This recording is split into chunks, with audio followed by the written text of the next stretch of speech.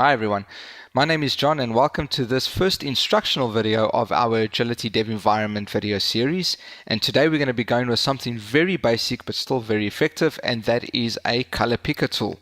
So, why a color picker tool? Well, it's pretty simple. It might not make too much sense when it comes to server-side development, but in a client-side environment, when you're working with user interface, many a times you will need to actually understand what is the RGB or hexadecimal value of a color that you either see on the screen or need to use.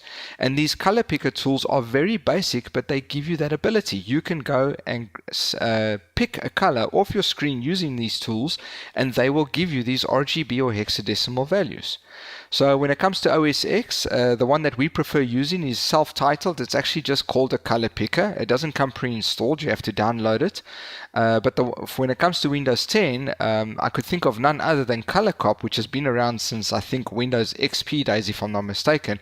And both of them just fulfill their purposes very well. So let's get cracking on installing these bad guys.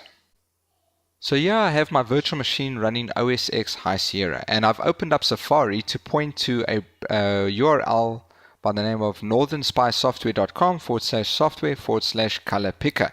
And that will take us to this page where you can go and download, currently it's version 1.7, but you can just click on the download button and that will download the DMG for you.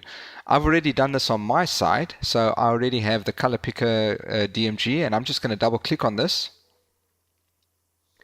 And I'm going to drag Color Picker to the Applications folder.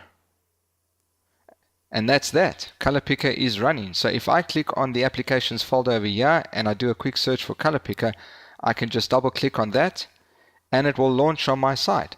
So how do we go and configure this? Well, the easiest way for me, if I'm not mistaken, is if I go and swap this to RGB slider. There we go. So you go to the second tab over there and you change it from grayscale to RGB sliders, and you can see there's your RGB colors and the hex colors. Now do you see this little drip thing over here? For the life of me I can't remember what to call it, but if I click on that, it's going to provide me with a magnifying glass and I can go and highlight any color that is on the screen. And when I find one that I want and I click on it, it will provide me with the RGB and hex values of those colors that I can now use inside my development environment. And that's that. That's Color Picker 101, everyone.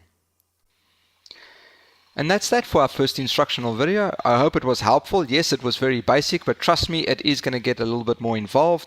I thought it would just make sense to kick off with something very simple to give you a taste of how we are going to explain installing these tools.